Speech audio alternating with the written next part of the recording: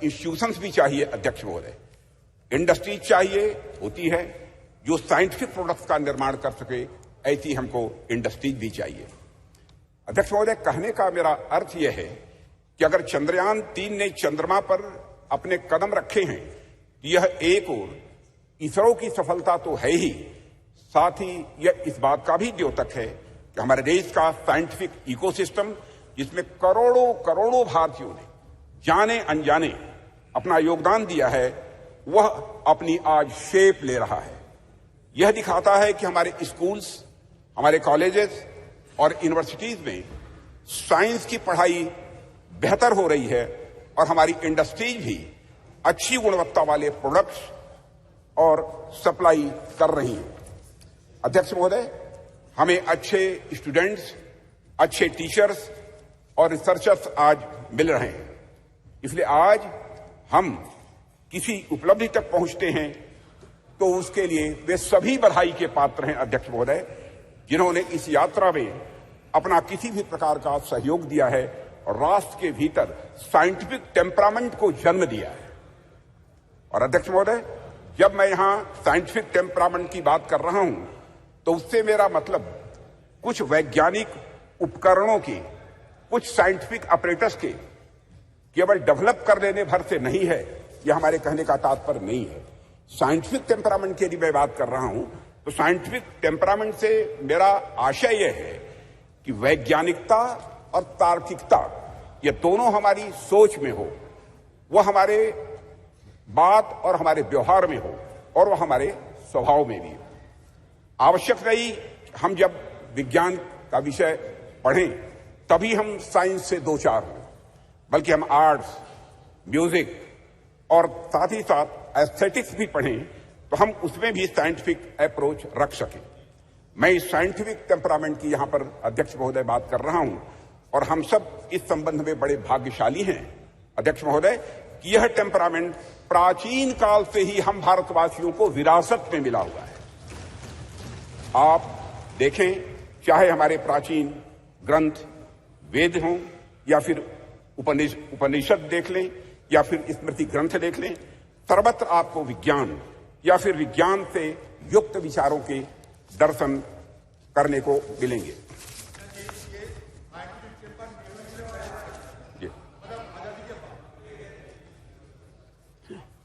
अध्यक्ष महोदय, maths, science, medicine, logic आदि से जुड़े जितने भी फार्मूले यानी सूत्र हैं, हमें हमारे प्राचीन ग्रंथों में भी ये दिखाई देते हैं, जो ग्रंथ हमारी संस्कृत के आधार हैं। इनके मैं उदाहरण दे सकता हूं, लेकिन लंबा समय लगेगा अध्यक्ष महोदय, उस विस्तार में मैं नहीं जाना चाहता हूं। अध्यक्ष महोदय, कभी कभी कुछ लोगों द्वारा यह भी कहा जाता है और कुछ ऐसे लोग हमारे सदन में भी हो सकते हैं कि हमारी सांस्कृतिक विरासत और साइंटिफिक टेम्परामेंट के बीच विरोधाभास है। कुछ ऐसे भी मानने वाले लोग हमारे देश में हैं। यहां तक कहा जाने लगा कि अगर आप साइंटिफिक टेम्परामेंट के हैं तो आप पीपल की पूजा कैसे कर सकते हैं, आप नीम की पूजा कैसे कर सकते हैं, आप तालाब की पूजा कैसे कर सकते हैं, या फिर आप गाय को माता कैसे कह सकते हैं। अध्यक्ष महोदय, अगर आप वैज्ञानिक की तरफ सोचते हैं तो मूर्ख की पूजा कैसे कर सकते हैं, यह कहने वाले लोग हमारे देश में हैं। महोदय, बात तो यहां तक अब होने लगी है कि संस्कृत का विरोध करना, विरासत का विरोध करना, यह प्रगतिवाद यानी प्रोग्रेसिव होने का सूचक हो गया है। और प्रगतिवाद वह नहीं रह गया जो प्रगति की बात करे, बल्कि प्रगतिवाद वह हो गया जो अपनी संस्कृत और विरासत का केवल विरोध करे, वह भी इसलिए कि उसे विरोध करना है। पूछा जाने लगा कि भारतीय संस्कृति और विज्ञान का भला आपस में क्या लेना देना है, इन दोनों में आपस में क्या रिश्ता है। भारत में कभी धर्म और विज्ञान का सामंजस्य रहा ही नहीं है, यह भी कहने वाले लोग हैं। विपक्ष के हमारे कुछ मित्रों का ऐसा भी आरोप रहता है, क्योंकि राज्यसभा में मैंने सुना था कि भारतीय संस्कृति और विज्ञान एक साथ चल ही नहीं सकते हैं, ऐसी उनकी मान्यता है। अध्यक्ष महोदय, इनका ऐसा मानना है कि संस्कृति विज्ञान की विरोधी होती है। मैं इस सदन के माध्यम से उनके इन प्रश्नों का जवाब देने की भी अपनी तरफ से कोशिश करूंगा।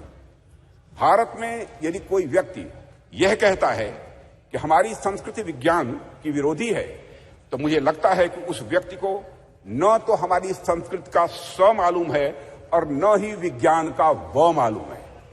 हमारे जो भी साथी विज्ञान का उद्गम पश्चिम के विचारों से मानते हैं, उन्होंने अगर इतिहास पढ़ा होगा तो मालूम होगा निश्चित रूप से उन्हें कि पश्चिम में ऐसे अनेक उदाहरण देखने को मिले हैं जहां चर्च और धर्म की मान्यताओं के खिलाफ जाने पर, वैज्ञानिक बातें कहने पर व्यक्तियों को जहर दे देना या उन्हें जिंदा जला देना यह आम बात सी हो गई थी। अध्यक्ष महोदय, उनको अपने वैज्ञानिक विचार छिपाकर कहने पड़ते थे, पर आज से लगभग 2000 साल पहले आर्यभट्ट ने जब कहा था कि हमारी पृथ्वी अपने एक्सिस पर घूमती है, तो क्या उनका विरोध हुआ था? बाराहमीर ने जब यह सिद्धांत दिया कि पृथ्वी का गुरुत्वाकर्षण बल, ग्रेविटेशनल फोर्स, हर वस्तु को अपनी तरफ खींचता है, तो क्या किसी व्यक्ति ने बाराहमीर के इस सिद्धांत को अधर्म कहा था? जब भी भारत में किसी ने कोई नया वैज्ञानिक सिद्धांत दिया है अध्यक्ष महोदय, तो भारतीय समाज ने उस व्यक्ति को ऋषि के रूप में प्रतिष्ठित किया है अध्यक्ष महोदय। और मेरा मानना है कि संस्कृति के बगैर, कल्चर के बगैर, विज्ञान और विज्ञान के बगैर कल्चर या संस्कृति अधूरी है। संस्कृति और विज्ञान दोनों एक दूसरे से जुड़ने के बाद ही अध्यक्ष महोदय वह पूर्णता को प्राप्त करते हैं। दोनों को एक दूसरे का पूरक कहा जा सकता है, क्योंकि दोनों ही मनुष्यता के लिए भी यह आवश्यक है। इसका एक छोटा सा लेकिन बहुत ही महत्वपूर्ण उदाहरण मैं आपके सामने रखना चाहूंगा। अध्यक्ष महोदय, लगभग 2 वर्ष पहले उत्तराखंड में भूस्खलन के रूप में एक दुर्भाग्यपूर्ण आपदा आई हुई थी। मैं समझता हूं कि सदन के सभी सम्मानित सदस्यों की इसकी जानकारी होगी, जिसके कारण एक सुरंग में हमारे कुछ मजदूर फंस गए थे। अब इससे निपटने के लिए यहां पर विज्ञान की भूमिका सामने आएगी। हमने सेंसर आदि के माध्यम से यह पता लगाया कि मजदूर सुरंग में कहां फंसे हुए हैं। उसके बाद हमने हेलीकॉप्टर से उन लोगों को वहां से निकालने में भी कामयाबी हासिल की। लेकिन अध्यक्ष महोदय, जैसे ही सुरंग से पहले मजदूर को बाहर निकाला गया, अन्यथा कोई न ले, जैसे ही मजदूर को सुरंग से बाहर निकाला गया, बाहर निकलते ही इसने दोनों हाथ ऊपर करके बड़ी तेजी के साथ जय घोष किया, बद्री विशाल की जय। अध्यक्ष महोदय, इस वाकये ने सारी दुनिया को बताया कि धर्म और विज्ञान किस तरह से यह आपस में जुड़े हुए हैं।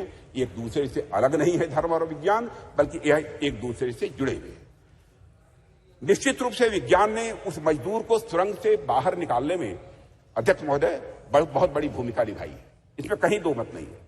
लेकिन उन मजदूर बंधुओं को सुरंग के भीतर जिसने जिजीविषा की शक्ति प्रदान की, जिसने साहस प्रदान किया, जिसने मनोबल प्रदान किया, जिसने आखिरी समय तक प्रयास करते रहने की शक्ति प्रदान की, वह और कुछ नहीं, हमारा सांस्कृतिक विश्वास ही था अध्यक्ष महोदय, जिसने कि यह संबल उन्हें प्रदान किया।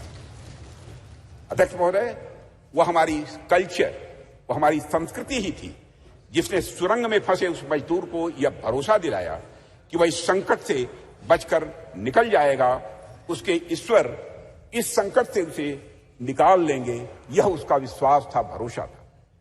अध्यक्ष महोदय, हमारी आस्था, हमारी संस्कृति इंक्लूसिव नेचर की है, समावेशी या स्वभाव की है।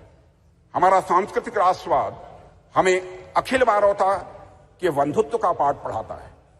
हम सबने देखा कि जियो पॉलिटिकल दृष्टि से काफी कठिन जो वैश्विक परिस्थितियों के बावजूद हम G20 समिट का हमारे प्रधानमंत्री नरेंद्र मोदी जी के नेतृत्व में हम सफल आयोजन कर सके, एवं न्यू दिल्ली डिक्लेरेशन पर भी हम कंसेंसस जुटाने में पूरी तरह से कामयाब रहे। अध्यक्ष महोदय, इसके पीछे हमारे प्रधानमंत्री द्वारा हमारी प्राचीन ज्ञान परंपरा से दिया गया संदेश है, जिसमें पूरी मानवता को एक सूत्र में बांध दिया है। प्रधानमंत्री जी ने ही कहा था, one world, one family, one future. Bharat का यही विश्वास, भारत का यही बंधुत्व का भाव प्रधानमंत्री जी ने G20 की सफलता पर भी मुखरित किया, जब उन्होंने यह कहा था कि यह केवल भारत की सफलता नहीं है बल्कि पूरे विश्व की यह सफलता है। अध्यक्ष महोदय, विज्ञान तो वैल्यू न्यूट्रल होता है। ये वैल्यू न्यूट्रल क्या है, मैं आगे इसको विस्तार में बताने की कोशिश करूंगा। चंद्रयान जैसे अंतरिक्ष यान हो या परमाणु के भीतर छिपी शक्ति हो या फिर डीएनए एडिटिंग की टेक्नोलॉजी हो, विज्ञान हमेशा यह मूल्य निरपेक्ष होता है, यानी वैल्यू न्यूट्रल होता है। विज्ञान हमें परमाणु शक्ति का ज्ञान दे सकता है अध्यक्ष महोदय, लेकिन वह संस्कृति ही है, वह कल्चर ही है जो हमें मार्ग दिखलाएगी उस परमाणु शक्ति का उपयोग हम ऊर्जा के रूप में स्वयं के विकास में करते हैं या फिर हथियार के रूप में अन्य का विनाश करने में हम करते हैं। कहते हैं with great power comes great responsibility. इसलिए जैसे जैसे हमारी शक्ति बढ़ती जाती है अध्यक्ष महोदय, वैसे वैसे हमारे संस्कारों का महत्व भी स्वाभाविक रूप से यह बढ़ता जाता है। प्रारंभ में मानव के पास बहुत सारे विकसित हथियार नहीं थे। ऐसे में यदि उससे कुछ नुकसान भी होता था तो बहुत बड़े पैमाने पर नहीं होता था। पर अध्यक्ष महोदय, आज जब मानव के पास परमाणु शक्ति आ गई है और मानव ने चंद्रमा तक पहुंचने के भी रास्ते खोज लिए हैं, तब ऐसी शक्तियों का दुरुपयोग भी उसी पैमाने पर संभव है। इस संभावना को भी नकारा नहीं जा सकता है। इसे मैं एक उदाहरण के माध्यम से इस सदन के समक्ष रखना चाहूंगा। अध्यक्ष महोदय, जब मैं जर्मन फिलॉसफर नीत्शे ने गॉड इज डेड कहकर अपने महामानव को सामाजिक नैतिकता से मुक्त किया, तो उसका नतीजा जर्मनी में नाजीवाद के कहर के रूप में प्रकट हुआ था। जर्मनी में हुए नरसंहार में मानवता को खत्म करने के लिए जो ऑपरेटर्स, जो उपकरण प्रयोग में लाए गए थे, जिन हथियारों या फिर जिन केमिकल्स का प्रयोग हुआ था, निश्चित रूप से वे सभी विज्ञान की ही देन थे अध्यक्ष महोदय। लेकिन नैतिकता और मानवीयता के गुणों के अभाव में उन सभी वैज्ञानिक खोजों का किस प्रकार दुरुपयोग हुआ, इसे हम सभी अच्छी तरह जानते हैं। सेकेंड वर्ल्ड वॉर में हिरोशिमा और नागासाकी पर जो बम गिराए गए थे, वह निश्चित ही विज्ञान की ही देन थे अध्यक्ष महोदय। वह विज्ञान की शक्ति के प्रतिनिधि थे, पर अभाव था तो धार्मिक शक्ति और नैतिक शक्ति का अभाव था। अगर उनके भीतर धार्मिक और नैतिक शक्तियां यह प्रबल होती तो इतिहास को इस काले कृत्य से बचाया जा सकता था अध्यक्ष महोदय। इसलिए विज्ञान कितनी भी प्रगति कर ले अध्यक्ष महोदय, विज्ञान चाहे कितनी भी प्रगति कर ले, वह संस्कृति और संस्कारों के बिना सदैव अधूरा रहेगा, ऐसी हमारी मान्यता है। अध्यक्ष महोदय, जैसा कि मार्टिन लूथर किंग ने कहा है कि science gives man knowledge which is power, religion gives man wisdom which is control. अध्यक्ष महोदय, एक बात पर मैं समझता हूं कि ध्यान देने की हम सभी को जरूरत है। जिस टेक्नोलॉजी का इस्तेमाल वैज्ञानिक किसी यान को चांद या मंगल पर भेजने के लिए करते हैं, कमोबेश उसी टेक्नोलॉजी का इस्तेमाल मिसाइल में भी काफी हद तक किया जाता है। पहला उपयोग मानवता के विकास में होता है अध्यक्ष महोदय, जबकि दूसरा उपयोग मानवता के विनाश में होता है। पर अपना अपना सबका इंटरेस्ट है, सबकी अपनी अपनी रुचि है कि कुछ राष्ट्रों का ध्यान पहले वाले उपयोग पर अधिक होता है और कुछ